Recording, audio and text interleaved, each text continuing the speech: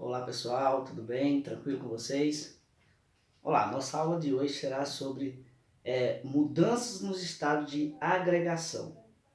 Quando a gente fala sobre agregação, o que a gente fala? O que a gente entende? A gente entende que algo está junto. No nosso caso, o que está junto? Está junto os átomos, está junto as partículas.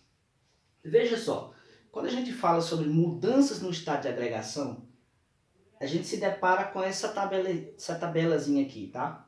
Que vem nos falar o seguinte, tá? Só revisando aquilo que a gente já viu em sala de aula. E vou cobrar isso depois, tá bom?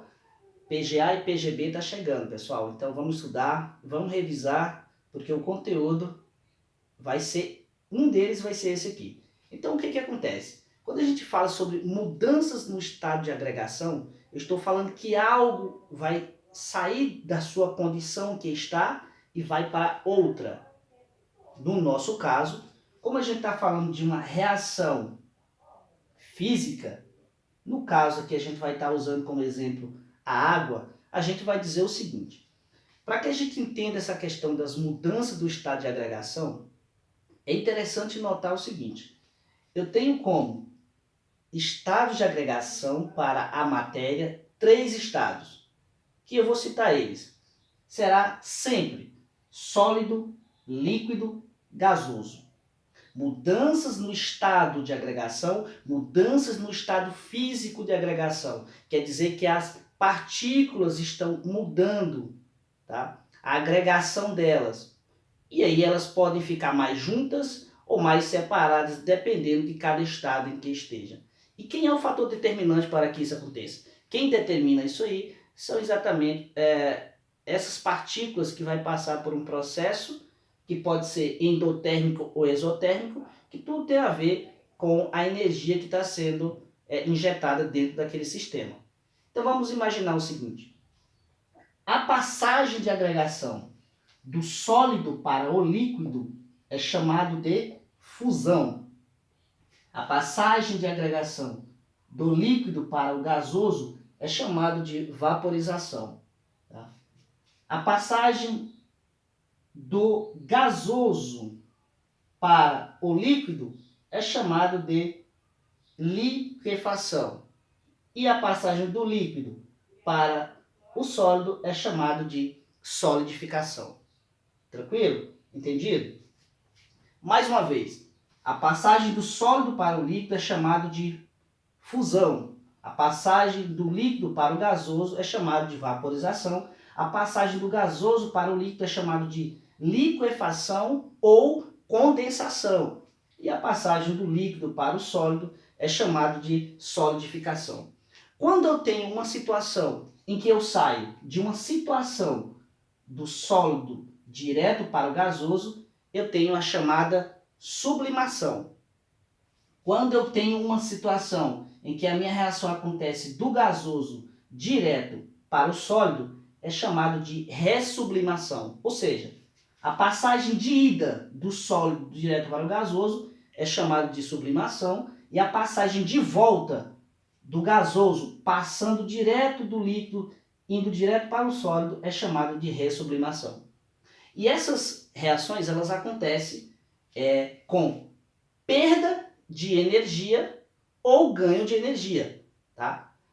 E aí eu tenho o seguinte: quando a minha reação está indo no sentido sólido, líquido e gasoso, eu tenho as chamadas reações exotérmicas, ou seja, é um tipo de reação que está acontecendo, é um tipo de mudança no estado de agregação que está ocorrendo com liberação de energia.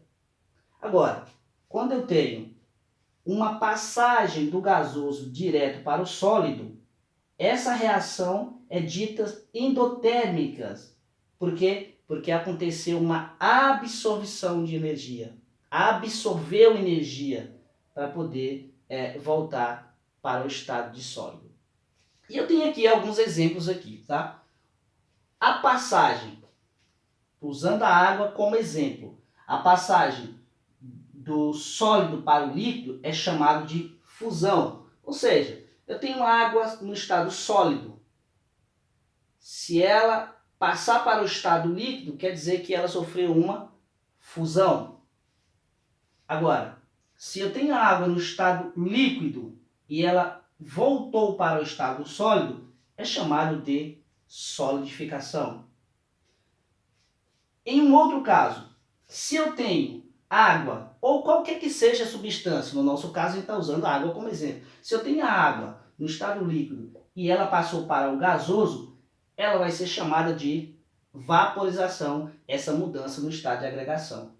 Agora, se eu tenho a água no estado gasoso e ela passou para o líquido, ela vai ser chamada de liquefação ou condensação, tá? A exemplo aí a gente tem as chuvas, tá?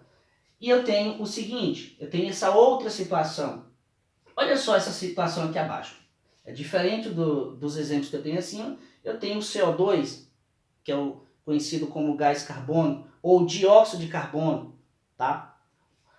Também conhecido como gelo seco, melhor dizendo. Olha só, a passagem do gelo seco, que é o dióxido de carbono, no estado sólido, direto para o gasoso, esse estado de agregação me permite chamar ele de sublimação.